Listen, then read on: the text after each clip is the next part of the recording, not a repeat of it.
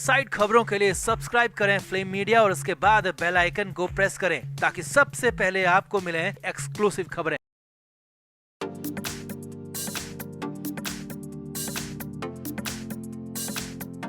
जब से एनसीबी ने मुंबई की एनडीपीएस कोर्ट में चार्जशीट जमा करवाई है, तब से ही हर किसी की नजरें उस परिवार के रिएक्शन पर है जिसने अपना सुपरस्टार बेटा खो दिया। खासकर पिता के सिंह पर, जो कि पिछले 2 साल से अपने इकलौते बेटे के लिए इंसाफ की आस लगाकर बैठे हैं।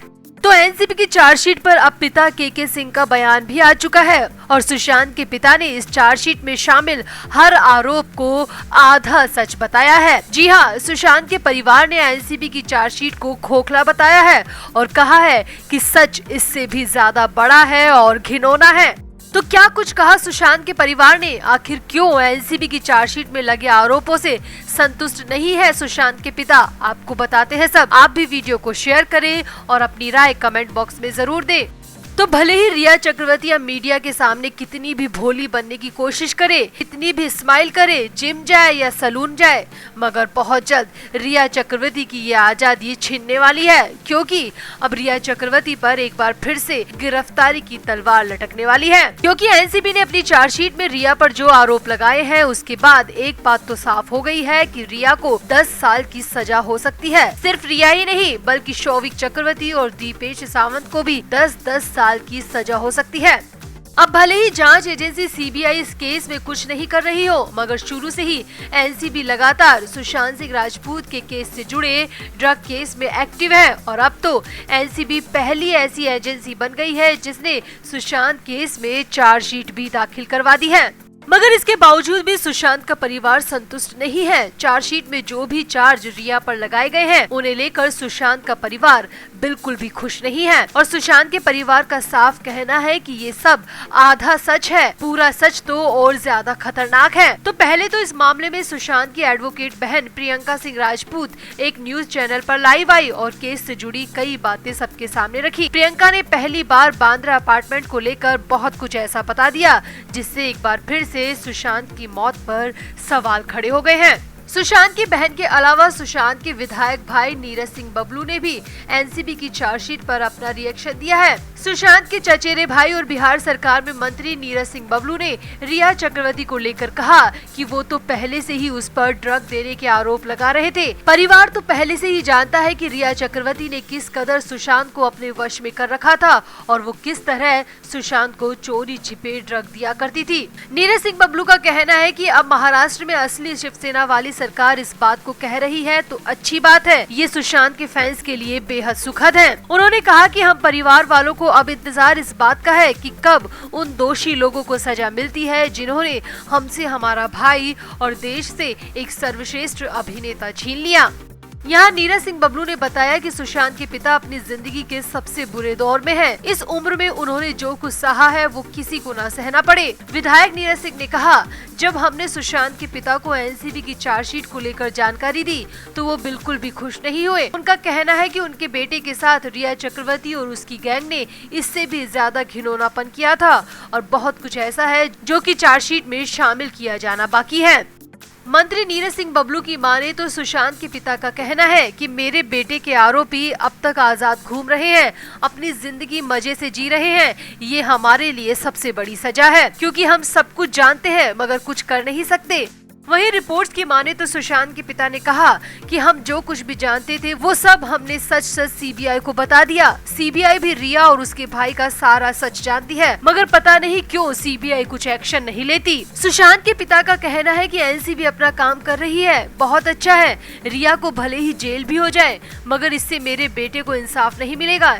इससे हमें बिल्कुल भी तसल्ली नहीं मिलेगी क्योंकि इससे तो मेरा बेटा भी बदनाम हो रहा है। मेरे बेटे के लिए जो बार बार कहा जा रहा है कि उसके लिए नशीले पदार्थ लाए जाते थे, जबकि ऐसा बिल्कुल भी नहीं था। ये सरासर झूठ है। मेरे बेटे ने कभी ड्रग नहीं ली, उसे चोरी छिपे दी गई, खाने पीने में और दवाई के नाम पर मिला कर दी गई। इस बारे में चार्जशीट में बहुत कम लिखा है। सुशांत के पिता ने कहा, मेरे बेटे को तो उस दिन इंसाफ मिलेगा जिस दिन सीबीआई अपनी चुप्पी तोड़ेगी, जब सीबीआई सारा सच दुनिया के सामने लाएगी और रिया का जब असली पर्दाफाश होगा और मेरे बेटे के गुनहगार जब सबके सामने आएंगे उस दिन मुझे तसल्ली मिलेगी और उस दिन मेरे बेटे को इंसाफ भी मिलेगा।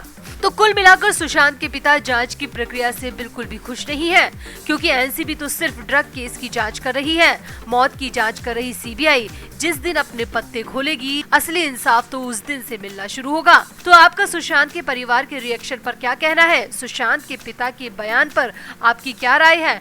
आप भी कमेंट बॉक्स में जरूर बताएं और वीडियो को भी शेयर करें। तो सुपरस्टार के जाने के ठीक 760 दिन बाद नारकोटिक्स कंट्रोल ब्यूरो ने बुधवार को यानी कि 13 जुलाई को 286 पेज का ड्राफ्ट चार्जशीट एनडीपीएस कोर्ट में दायर की। 237 पेज में 33 आरोपियों के डिटेल्ड बयान है और 49 पेज में आरोपी नंबर 10 यानी कि रिया, आरोपी नंबर 7 यानी कि उसके भाई शौविक समेत बाकी आरोपियों की क्राइम में भूमिका को डिस्क्राइब किया गया है। एनसीबी ने 6272 पेज की डिजिटल एविडेंस, 2226 पेज के बैंक डॉक्यूमेंट्स और मोबाइल नंबर्स की एक सीडी भी जमा करवाई है। इसके अलावा 2960 डॉक्यूमेंट सबूत के तौर पर कोर्ट में जमा करवाए हैं। अब इस चार्जशीट को लेकर जो भी बारीकियां सामने आई है वो हम आपको बताते हैं। तो एनसीबी के मुताबिक रिया चक्रवर्ती अपने भाई शौविक के साथ साल 2018 से ही ड्रग पैडलर से जुड़ी हुई थी। एनसीबी की चार्जशीट के मुताबिक अब्दुल बासित परिहार ने पूछताछ में बताया था कि वो 2018 में पहली बार रिया और शौविक से मिला था और तभी से वो दोनों ड्रग डीलिंग में जुड़ गए थे। परिहार के बयान के मुताबिक ये सभी ड्रग्स अभिनेता के घर काम करने वालों को दिया करता था। डिलीवरी की पेमेंट और ड्रग्स को चुनने का तरीका खुद रिया चक्रवर्ती तय करती थी। एक दो बार रिया चक्रवर्ती को डायरेक्ट भी ड्रग की सप्लाई की गई थी। एनसीबी ने अपने चार्जशीट में परिहार के इस बयान को भी दर्ज किया है और कोर्ट के सामने भी बताया है। एनसीबी ने अपनी चार्जशीट में रिया और शौविक के बीच हुई चैट का हिस्सा भी जमा करवाया है और ये चैट उस मीटिंग से ठीक पहले यानी कि 16 मार्च 2020 की है। जी हाँ, चैट में रिया और शौविक नशीले पदार्थों की सप्लाई को लेकर बात कर रहे हैं। इस चैट में आखिरी तारीख का बार बार जिक्र हुआ है और सूत्रों की माने तो सप्लाई की आखिरी तारीख इस चैट में 14 जून 2020 बताई गई है और यही वो तारीख है जिसने देश से एक शानदार अभिनेता छीन लिया और रिया चक्रवर्ती हर किसी के निशाने पर आ गई। एनसीबी की तरफ से चार्जशीट में रिया चक्रवर्ती का 73 बार नाम लिया गया है और पहले 49 पेज की रिपोर्ट में रिया का नाम 32 बार लिखा गया है। चार्जशीट के पॉइंट नंबर 11 में लिखा गया है कि शौविक सैमुअल को दीपेश के खुलासे के बाद रिया को 6, 7 और 8 सितंबर को पूछताछ के लिए बुलाया गया। ड्रग केस में रिया के इन्वॉल्वमेंट के पूरे सबूत मिले और इसी आधार पर रिया चक्रवर्ती को 8 सितंबर 2020 को गिरफ्तार भी किया गया। वहीं पॉइंट नंबर 53 में लिखा है कि शौविक के कहने पर 17 मार्च को रिया के एटीएम कार्ड का इस्तेमाल कर सैमुअल मिरांडा ने 10,000 रुपए में जैद विलात्रा नाम के पैडलर से 5 ग्राम गांजा खरीदा था। वहीं रिया और शौविक ने 7,000 रुपए देकर कैजान इब्राहिम से भी ड्रग लाने को कहा था।